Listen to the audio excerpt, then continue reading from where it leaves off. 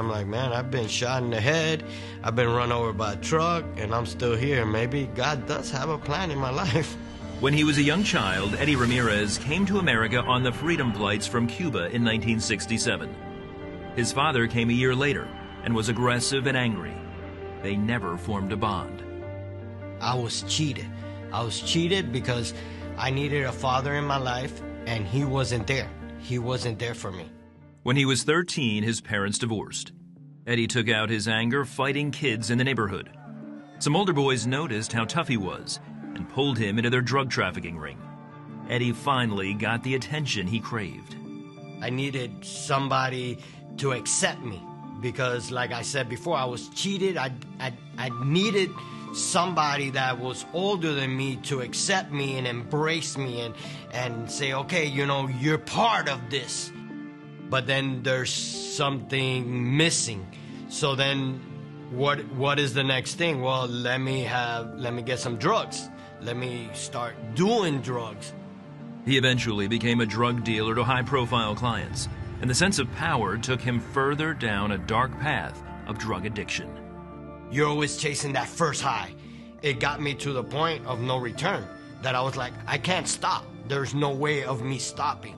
I had power, you know, I had power, I had money, people were looking for me, people needed my merchandise, you know, and I was ruthless, so I felt like I was in control.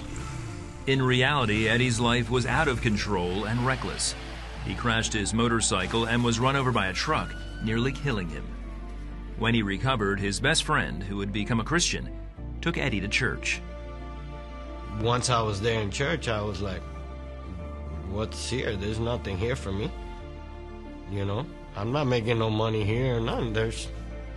What's the church about? I need to go out there and make money. He continued selling drugs and living a life of violence. He even survived a gunshot to the head.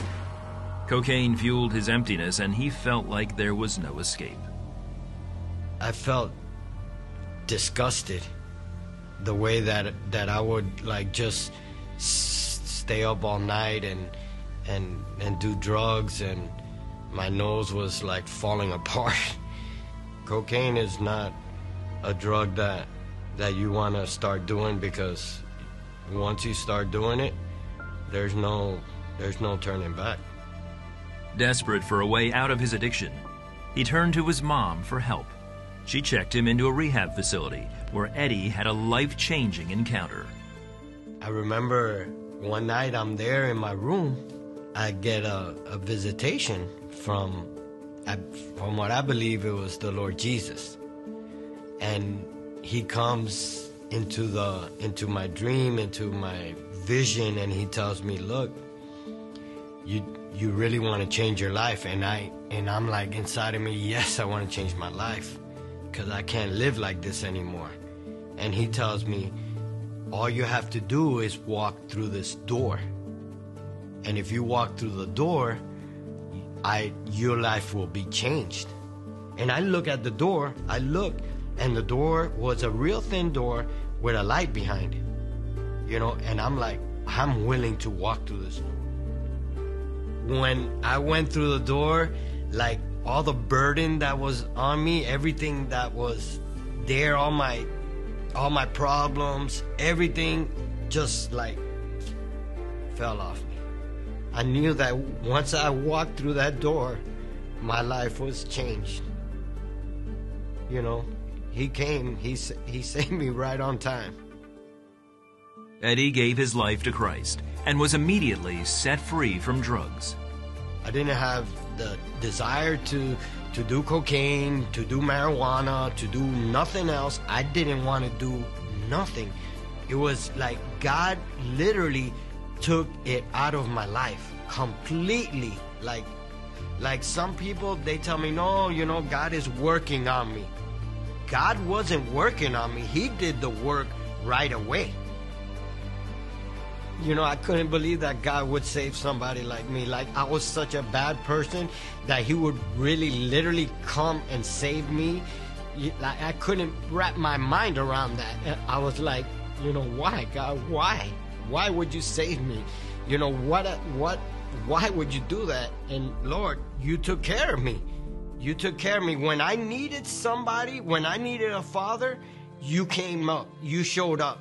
And that's what he does. That's what he does. And that's what he does to many people out there. When we don't have that father, when we don't have that person in our lives, he shows up and he becomes that father of the fatherless. And that's what he did to me. And till today, I believe that. Eddie's been clean for 28 years and now pastors a church in Florida. The joy of his new life overflows to everyone he meets. I'm grateful for everything that he has given me, my family, my children, my grandkids. I'm very grateful for everything that he has given me. But all I need is him. Everything else I could lose. Everything else I could lose. But he makes me whole.